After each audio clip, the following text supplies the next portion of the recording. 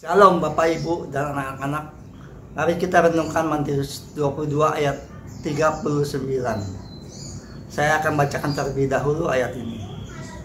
Matius 22 ayat 39, Yesus mengajarkan untuk mengasihi sesamamu manusia seperti dirimu sendiri.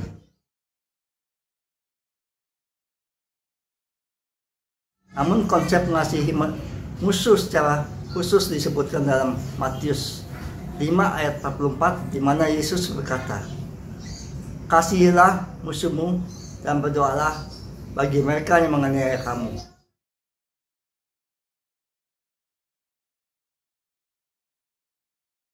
Dari ayat ini saya belajar mengenai makna mengasihi musuh, yaitu 1. Memaafkan dan tidak membalas kejahatan. Mengasihi musuh berarti memaafkan mereka yang telah berbuat salah pada kita dan tidak membalas kejahatan dengan kejahatan. 2. Menunjukkan kasih tanpa syarat.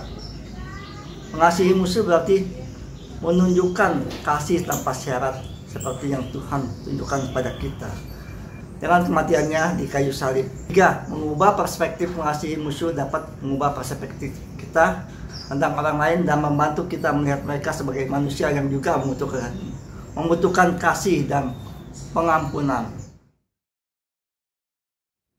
Memaafkan kesalahan orang lain memang tidaklah mudah. Beberapa alasan mengapa memaafkan tanpa syarat sulit. Itu sakit hati. Ketika seseorang berbuat salah kepada kita, kita merasa sakit hati dan terluka. Rasa sakit hati ini dapat membuat kita sulit untuk memaafkan.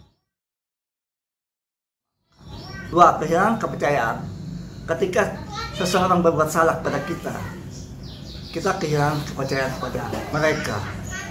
Dan ini membuat hubungan kita sulit untuk kembali seperti sebelumnya.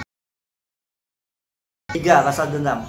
Ketika seseorang berbuat salah kepada kita merasa dendam dan ingin membalas kejahatan yang mereka lakukan kepada kita dan merasakan cerita ketika kita dijahati.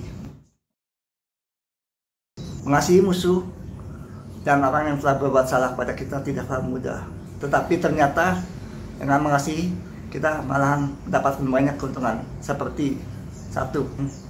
Mengasihi musuh dapat membawa kedamaian batin dan mengurangi stres dalam kecemasan. Yang kedua, pemulihan hubungan. Mengasihi musuh dapat membantu memulihkan hubungan yang rusak dan membangun kembali kepercayaan. 3. Pertumbuhan pribadi. Mengasihi musuh dapat membantu kita sebagai pribadi yang lebih baik dan lebih bijak menghadapi konflik.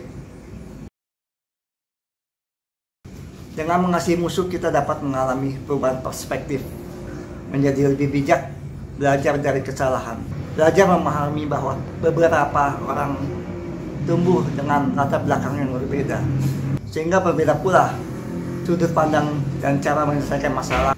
Dengan melakukan rekonsiliasi, kasih Allah dapat dinyatakan dengan tindakan nyata. Mengasihi musuh bukan berarti membiarkan mereka berbuat salah kepada kita, tetapi berarti kita memilih untuk melepaskan dendam dan kebencian dan mencari solusi yang damai, konstruktif, sambil tetap menjaga diri kita dan orang lain dari kerusakan.